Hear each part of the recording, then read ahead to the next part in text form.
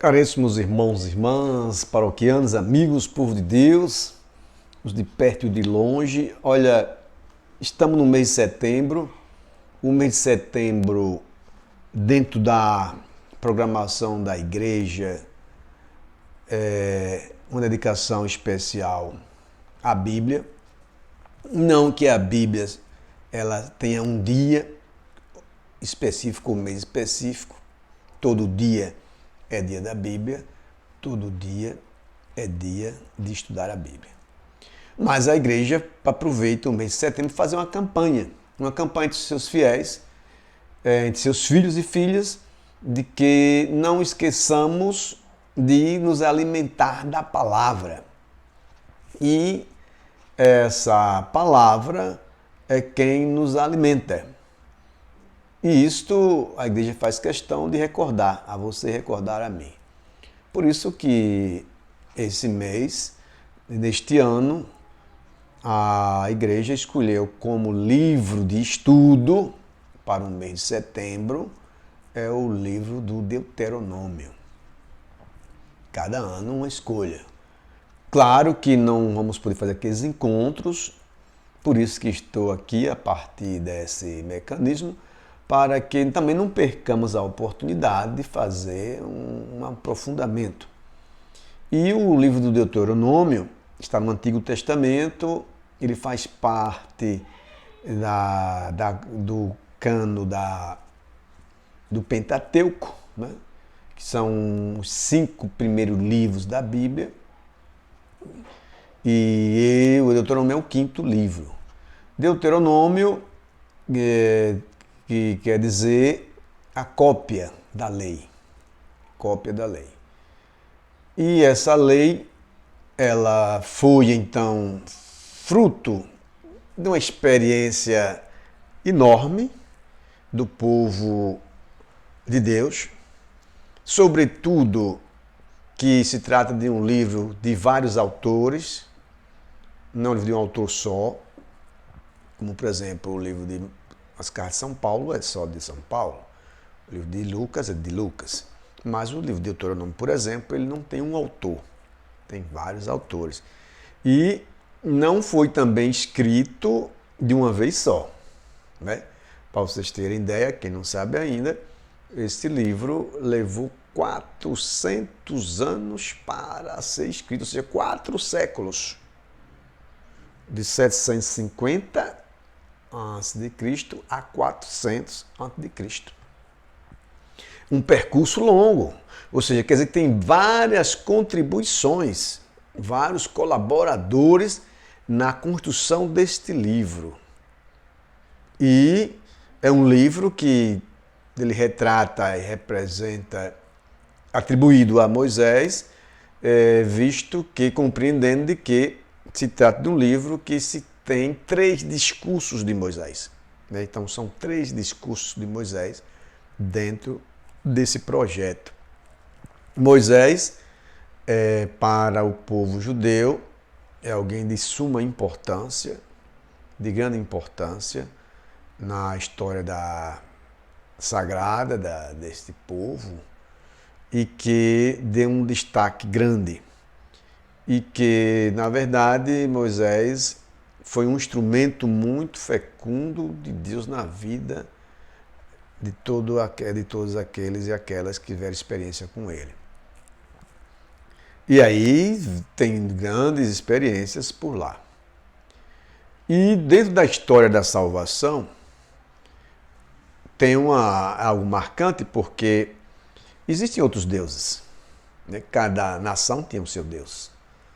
Quando uma nação entrava em guerra com outra, que a nação vencia, não era só a nação que vencia, mas também o Deus daquela nação. Como também a nação que fosse derrotada, não só ela seria derrotada, como também o Deus daquela nação seria derrotado. Então, cada vez que o povo de Deus era exilado, entrava em conflito, e esse povo era vencido, era um fracasso muito grande, porque eles vinham a se perguntar, então, será que Deus nos abandonou? Será que estamos só, já que fomos vencidos pelas nações vizinhas? E o povo de Deus experimentou diversos exílios, diversos conflitos. Foi uma experiência longa para chegar a uma maturidade, mas que finalmente amadureceu. Mas este povo que sai, portanto, com sua célula inicial com Abraão e que vai apresentar-se dentro do projeto de Deus com o novo Moisés, que é Jesus, dentro da compreensão de Mateus. Então, esse ano, dentro do calendário da igreja, é o ano A, o Evangelho de Mateus. O ano que vem é o ano B, é o Evangelho de Marcos. O outro ano é o ano C, o Evangelho de Lucas. Então, em 3 anos, a igreja nos dá a oportunidade de conhecer melhor a Bíblia. Ou seja, todas as escrituras será acompanhada e lida a partir da liturgia. E isso acontece com uma oportunidade muito grande para nós, para você também e sua família. Por isso que você, tendo a Bíblia em casa, deve aproveitá-la um pouco mais, a presença dela. Muito embora nós sempre recordamos que não basta ler a Bíblia, porque a Bíblia não pode ser lida ao pé da letra, que você não vai tirar muito proveito dela. Ela tem que ser estudada, porque ela sendo estudada, você vai compreender o que lá está escrito. Mas se não estudar, não vai compreender. Porque aquilo que lá está escrito, aquilo que lá está dito, foi dito e escrito por homens e mulheres inspirados por Deus. Deus não pegou na mão deles para escrever, mas livro inspirado por Deus. O Espírito Santo que inspira. E aquele que é inspirado também tem seus limites, vai compreender o mundo a partir do seu próprio mundo. Não há dúvida. Você não vai compreender o mundo a partir do mundo dos outros, mas a partir do seu próprio mundo. Quando você faz experiência sua e que enlarguece. Então, as experiências que esse povo passou foram experiências profundíssimas. Porque existiam vários deuses, né? O deus Marduk, o deus Moloque. O deus Marduk era o deus da Babilônia, né? Moloque, o deus ali da região de Samaria. E existia o deus El, o deus Elohim, o deus Baal, né? A deusa Será, ou Astarté, e que cada divindade dessa tinha a sua importância. Então, quando as pessoas queriam dedicar-se à plantação, a um solo fértil, invocava a deusa a Astarté ou a Será. E se queria solo molhado com chuva, era o deus Baal, que era o deus da tempestade. O deus El, né, é o deus, na verdade, do povo. E também tinha o deus Elohim, que é o Deus ali presente, né? O deus Elohim, o deus do exército, o deus da batalha. E aí então vem a descoberta do Deus Javé, o Deus de Abraão, de Isaac e de Jacó, que é aquele Deus que sente compaixão e não é capaz de ver o sofrimento das pessoas ali no Egito e que move Moisés para que Moisés ganhe condições para ir lá no Egito e fazer a saída daquele povo. Olha, o Egito se tornou um império tão grande e poderoso que escravizou e maltratou muita gente. Mas a saída do povo de Deus não é a única saída. Porque dentro de uma realidade opressora, quem puder escapar, escapa. Às vezes escapa para grupos maiores, às vezes escapa para grupos menores. Agora, só que a experiência da saída do povo de Deus é uma experiência muito mais larga, ou seja, é uma quantidade enorme de gente que sai. Não é que também todos que deram de Deus que saíram do Egito, porque alguns preferiram, com medo, sair ou de acomodados lá ficar. Mas a experiência da saída é uma experiência profundíssima. E não foi o único povo que procurou escapulir. Mas aí a novidade da saída do povo hebreu é porque eles saem acompanhados e instruídos por Deus. Aí é que é interessante. E aí eles fazem a experiência de um Deus que outras nações não tinham, que era justamente o Deus do combate, o Deus que tem coração, o Deus que é sensível, olha para nós, sente a nossa dor e tem compaixão do órfão, da viúva, né, do estrangeiro. O quanto as outras divindades não tinham essa sensibilidade, essa postura de se inclinar, ver a dor, sentir a compaixão e ir lá estender a mão. Isso só dentro da compreensão, da relação do Deus de Abraão, de Isaac e Jacó, que é o Deus Yahvé, o Deus Javé, o Deus que está com aqueles que ele ama. Então, por isso, não foi fácil convencer a outras pessoas.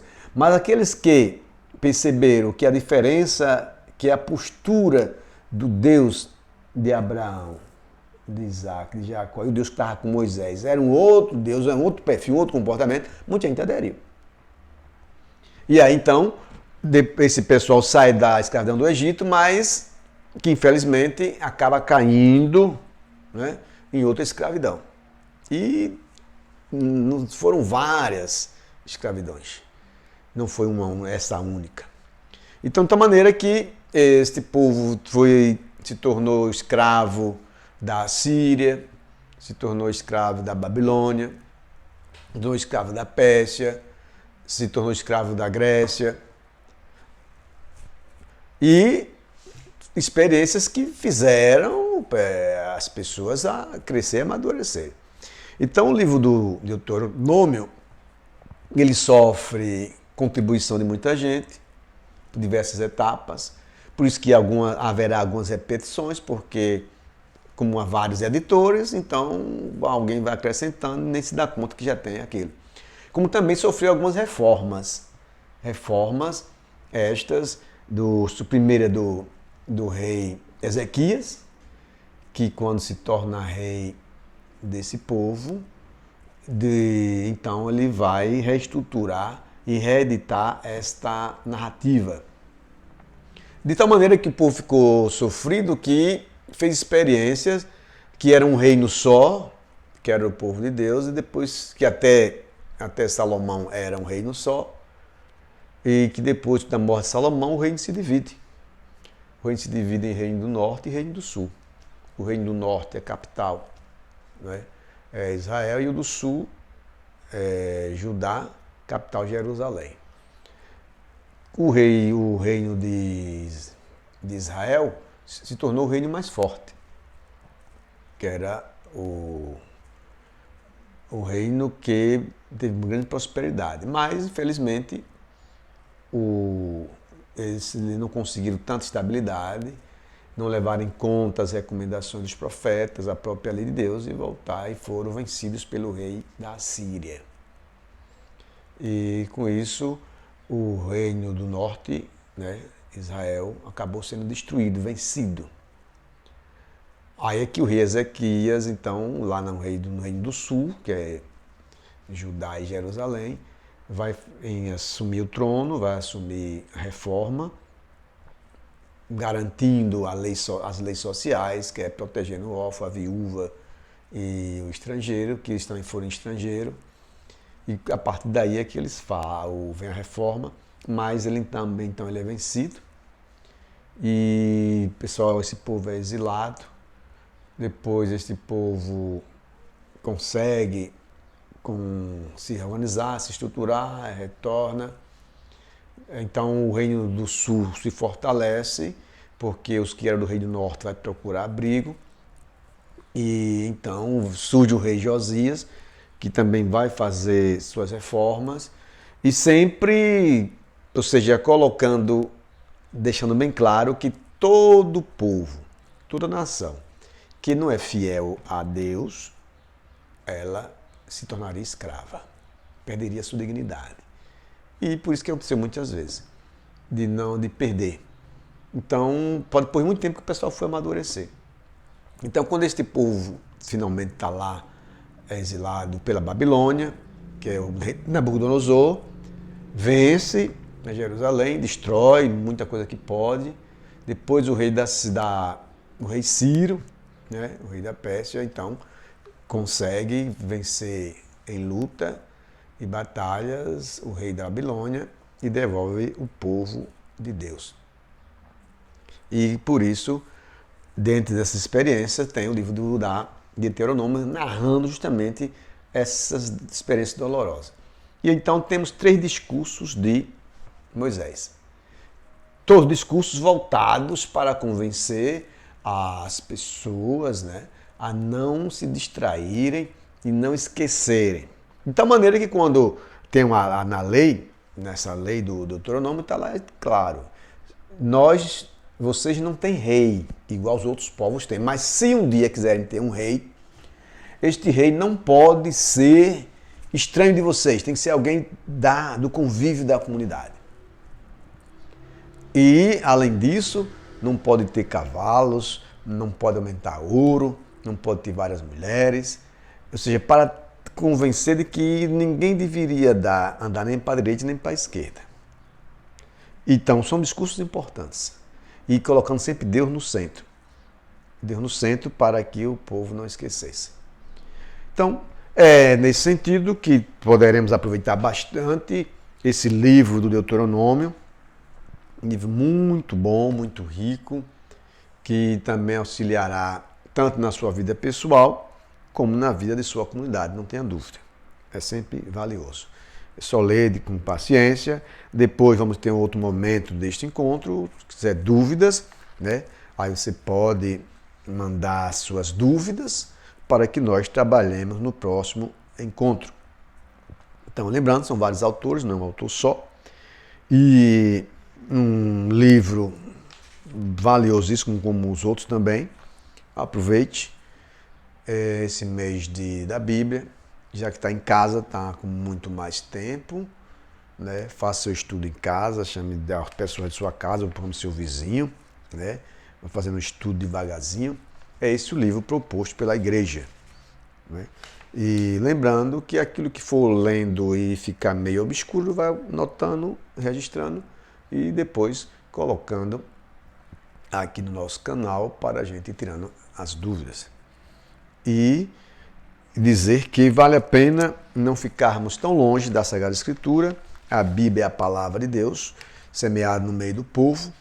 Vale a pena, portanto, pegar sempre as instruções que a igreja oferece, não qualquer instrução, porque a igreja é educadora e por aí tem muito tipo de gente que diz que está educando e está deseducando, né? E lembremos, portanto, que a Bíblia hebraica, né, na Bíblia hebraica, esse livro de Deuteronômio, ele se chama Debarim, e não Deuteronômio. Mas chama-se Debarim, que significa palavras. É assim que o livro começa, Deuteronômio, que Moisés dirigiu palavras a todo o povo. Então, por isso que dá este nome de Debarim. E o livro, na língua hebraica, não existe vogal, só existe consoante. Temos, portanto, dia 30 de setembro, que é dia de que a igreja celebra o dia da Bíblia, com São Jerônimo, que é o patrono da Sagrada Escritura. São Jerônimo foi quem fez a tradução do grego e do hebraico para o latim. Já que a Bíblia foi escrita em hebraico, o Antigo Testamento. Quem não sabia hebraico não tinha acesso, não é? Aí o povo grego logo também se preocupou em traduzir o livro em hebraico em grego, chama-se a tradução de 70. 70 porque 70 monges, né, 70 escritores sagrados, ficaram cada um em uma cela, interpretando aqueles textos, e diz que estavam todos de acordo um com o outro. É a tradução de 70. E aí São Jerônimo faz a tradução da Vulgata, que é traduzido do hebraico e do grego para o latim.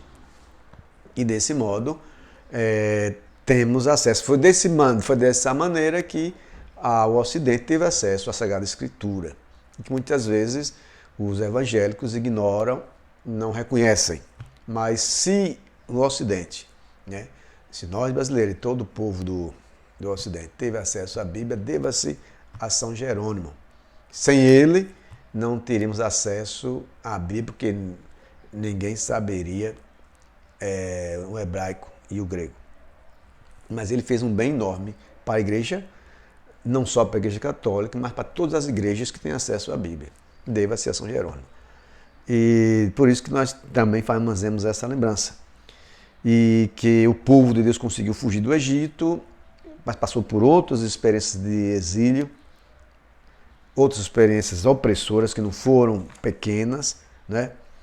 Mas que foram aprendendo e descobriram que não valia a pena ficar tão longe de Deus assim, tá bom?